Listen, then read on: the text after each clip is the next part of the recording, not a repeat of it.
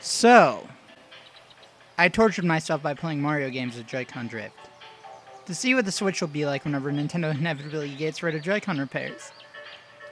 But was it a good experience to play Mario with Joy-Con drift? Let's find that out right now, shall we?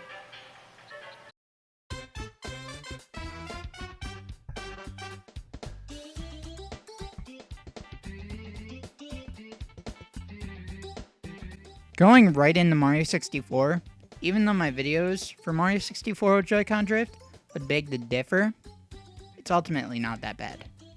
The main problem was the Joy-Con drift is not consistent. It flared up at the worst times. If I was not doing it for videos, and if not for losing some of my recordings and restarting from a copied file, I would not have been bothered as much. It might be a little bit inconsistent to throw Bowser with the drift, but the game is definitely beatable. Especially if you're good at Mario 64. 100%ing Mario 64 might be a slug though. Rainbow Ride and Tick-Tock Clock, maybe the bully fights in particular come to mind, being the worst levels to play through with the drift. But ultimately, not that bad. Going forward to Isle Delfino.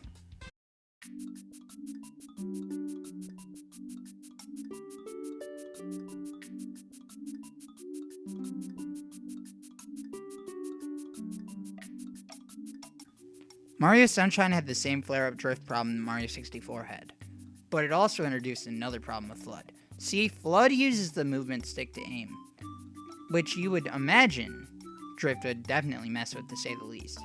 Aiming with FLUDD takes a lot of patience with Joy-Con drift. If not, it can become on the verge of impossible.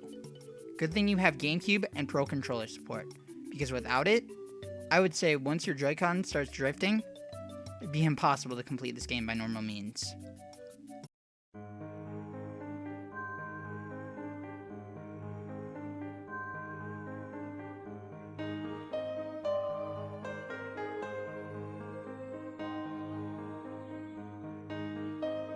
Mario Galaxy is an interesting experience with drift.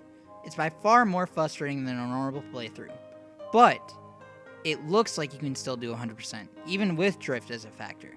I would tie that down to spin jumps helping to save Mario anytime the drift flares up. Sure, the Joy-Cons can still screw you up, but spin jumps at least give you a level of control. And Rosalina's library can give you time to chill if you have a particularly hard time on a level. Moving on to Mario Odyssey.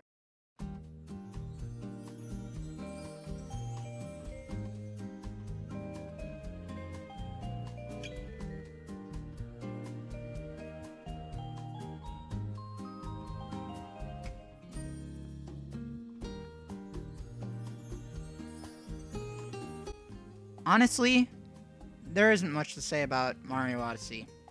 The flare-ups can be a pain, no different than any of the other games. The Sherm vs. Mecha Wiggler fight stands out for the same reason as FLUDD does in Mario Sunshine. Although, the gyro controls come in handy to help alleviate that. The only thing to note is that 100% might be impossible. Well, those are my thoughts after playing these games with drift. Honestly, Nintendo needs to fix the Joy-Con drift in a revision. This is unacceptable. I'll be enlisting the Mario 64 videos and putting a playlist at the end of this video so you guys can still watch it, because I won't be finishing that playthrough with drifty Joy-Cons. It's a slog and I bit off more than I could chew for this experiment. And with that being said, this is Zordon Hooter here, signing off. See you guys in the next one.